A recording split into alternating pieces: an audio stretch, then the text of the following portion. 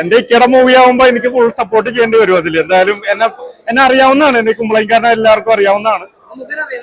മമ്മൂക്കിയാണ് നേരിട്ട് അറിയാം. ഞാൻ ദുൽഖർ സൽമാന്റെ വീടിന്റെ വർക്കിന്, ഇന്റീരിയലിന്റെ വർക്കിന് ഉണ്ടായതാണ്. സുൽഫത്ത് മേഡത്തിനും എല്ലാവർക്കും എന്നെ ഭയങ്കര കാര്യമാണ്. എന്റെ എല്ലാ കാര്യങ്ങളും അറിയാവുന്നതാണ്. അപ്പൊ ഞാൻ എന്റെ ഇക്കയുടെ മൂവി അത് റിലീസ് ആകുമ്പോ ഒന്ന് സപ്പോർട്ട് ചെയ്യണമല്ലോ. ആരെല്ലാം വന്നാലും ആരെല്ലാം പോയാലും ഇക്കയുടെ ലെവലൊന്ന് വേറെയാണ് മക്കളെ.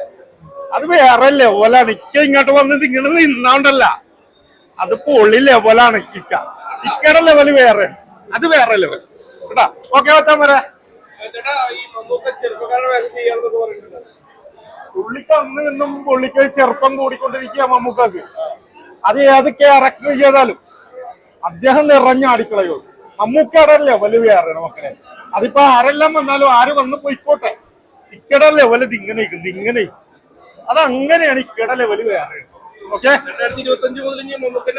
അയ്യോ മമ്മൂക്കയുടെ എന്ന് പറഞ്ഞു കഴിഞ്ഞാല് അത് നിറ സാന്നിധ്യമാണ്. എന്താന്ന് വെച്ചാല് മമ്മൂക്കയുടെ ലെവൽ എന്ന് വെച്ച് കഴിഞ്ഞാല് ആരാധകരുടെ ഹൃദയത്തിൽ ഇടം പിടിച്ചൊരു മനുഷ്യനാണ്. എത്ര കഥാപാത്രങ്ങൾ ചെയ്തു. അമരം പല പല കഥാപാത്രങ്ങളിലൂടെ കടന്നു വന്നൊരു മനുഷ്യനാണ്. അപ്പൊ പ്രത്യേകിച്ചു നമസ്കാരം. ഞാൻ പെട്ടെന്ന് ബിലാല് വരണം, ബിലാല് വന്ന് നിറഞ്ഞാടണം. ബിലാല് എന്റെ ഒരാഗ്രഹം. ഞാനിപ്പോ ഒരു റിവഞ്ച് എന്ന് പറഞ്ഞൊരു മൂവിയില് വില്ലൻ ക്യാരക്ടർ ചെയ്തോണ്ടിരിക്കുകയാണ്. അത് കംപ്ലീറ്റ് ആയിട്ടില്ല, നിറഞ്ഞാടുന്ന വില്ലൻ ക്യാരക്ടർ ചെയ്യണം. അപ്പൊ എനിക്ക് ബിലാലിൽ ഒരു ക്യാരക്ടർ ചെയ്യണമെന്ന് എനിക്ക് അതിയായ ഒരു ആഗ്രഹം ഉണ്ട്. അതിലിറങ്ങി ഒന്ന് പൊളിക്കണം,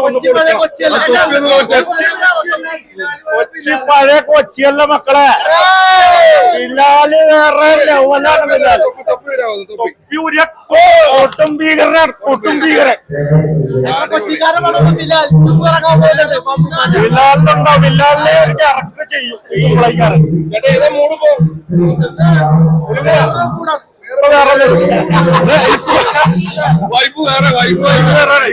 രണ്ട് മുഖങ്ങളാണ് എനിക്ക് രണ്ട് മുഖങ്ങളാണ്. തൊപ്പി വെക്കുമ്പോ ആളിന്റെ ഫേസ് കെട്ടാണ്. തൊപ്പി കൂടാൻ നേരത്ത് കൊട്ടും ഭീകരൻ. Okay, Shivaji. Okay, thank you. Ambani mood Bilal തിരിച്ചു വരും. കാരണം എന്താ വെച്ചാൽ മമ്മൂക്ക അതുപോലത്തെ വേഷങ്ങളിൽ തിരിച്ചു വരുന്നതാണ് ഞങ്ങളെ ആരാധകരുടെ അഭിപ്രായം. അത് ഞങ്ങളെ എനിക്ക് അഭിനയിക്കുന്ന താല്പര്യമുണ്ട്. ഞാൻ കൊറേ ട്രൈ ചെയ്യുന്നുണ്ട്. മമ്മൂക്കാന്റെ അടുത്ത് ഒരുപാട് പ്രാവശ്യം ചെല്ലുന്നുണ്ട്, പക്ഷെ അടുപ്പിക്കുന്നില്ല.